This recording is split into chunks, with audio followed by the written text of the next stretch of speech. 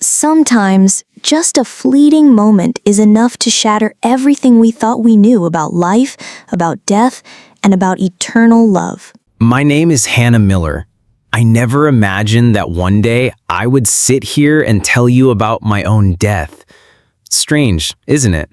But on April 3rd, 2023, my life took a turn I could never have foreseen. I died. 12 minutes. No heartbeat, no breath. And in those 12 minutes, I did not sink into the void of darkness that books and science once described. I went somewhere else, a place radiant, full of life, where I saw my Father again, and above all, where I stood before Jesus himself. Before I continue, you need to know, I was an emergency room nurse for 10 years. My life was tied to needles, monitors, endless shifts, and daily battles between life and death.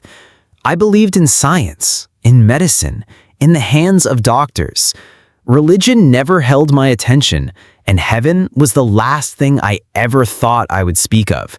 But God has a way of overturning the things humans think are certain. That morning began like any other.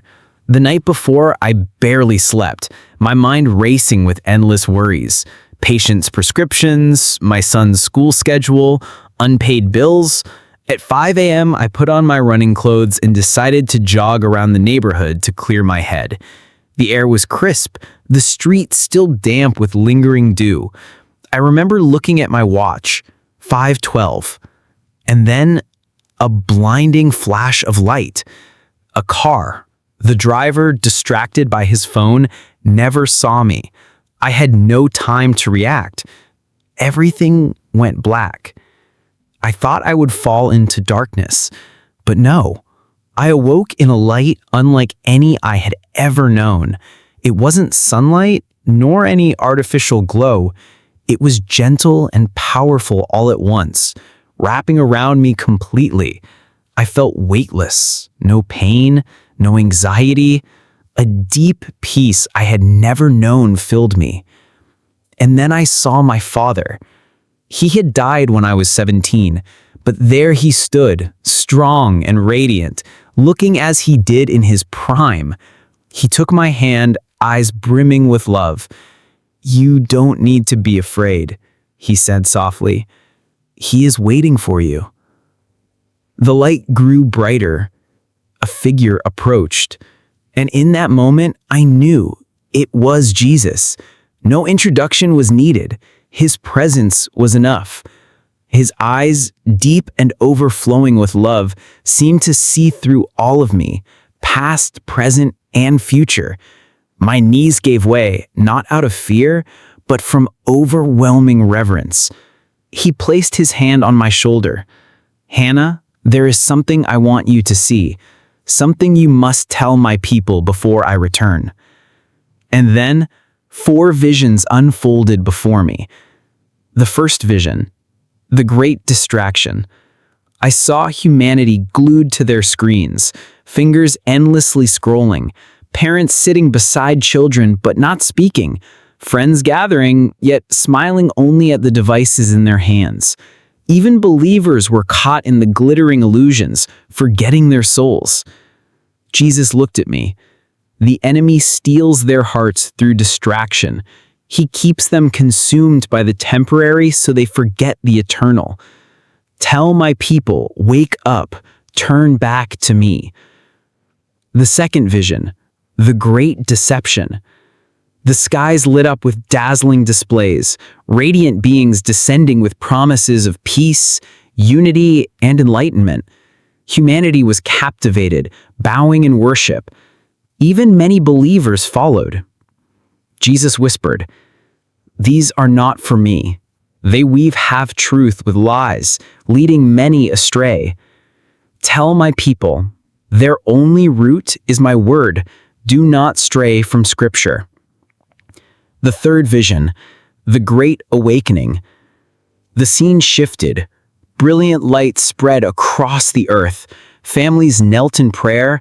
Communities erupted in worship. Miracles unfolded. Sickness vanished. Chains broke. lives transformed.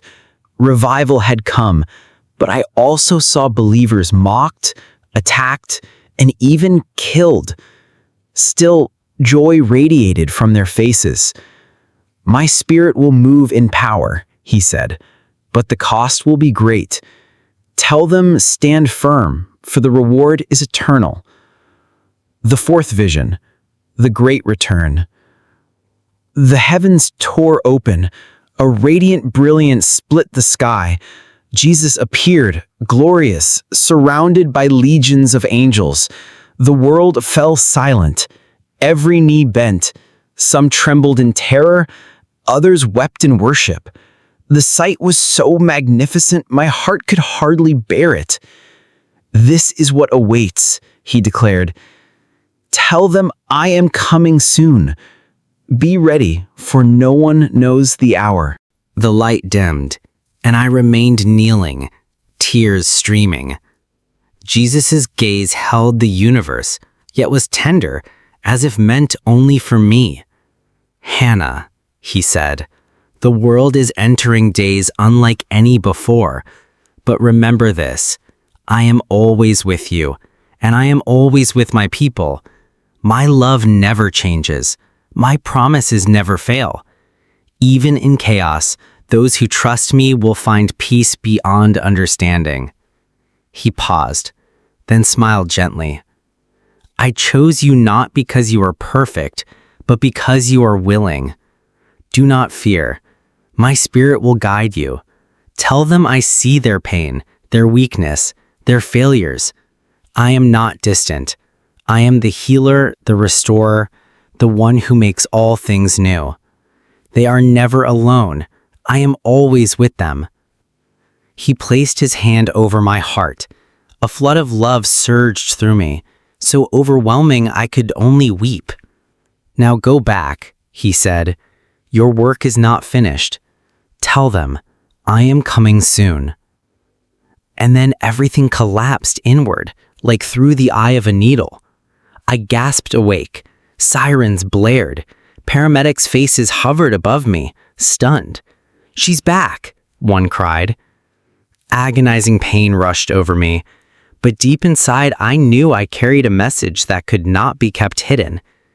In the days that followed, my recovery stunned the doctors, too swift, too complete to be explained. I knew it was a miracle, and I began to share my story with family and friends. Some listened with awe, others scoffed, but I remembered Jesus' words. "Some will doubt, some will mock, but those with ears to hear will understand and prepare." I could never return to who I once was. From that day, my eyes saw differently. The weariness in my colleagues, the quiet fears in my patients, the sacredness in each ordinary moment. I started a small prayer group, urging one another to stay awake. And I began to share my testimony, even knowing rejection might come. And now to you listening, don't dismiss this as a distant tale. What I saw was not to plant fear, but to awaken hearts. We are living in the most critical days of history. The world will shake, but the love of Jesus is the unshakable rock. Do not be swept away by distraction. Do not be blinded by deception. Prepare your heart for the awakening. Stand firm when storms rage. And when the skies part, when he returns in glory, may you and I lift our faces together, smiling in his radiant light. For he has promised, "I am coming soon, and I will never abandon those who belong to me."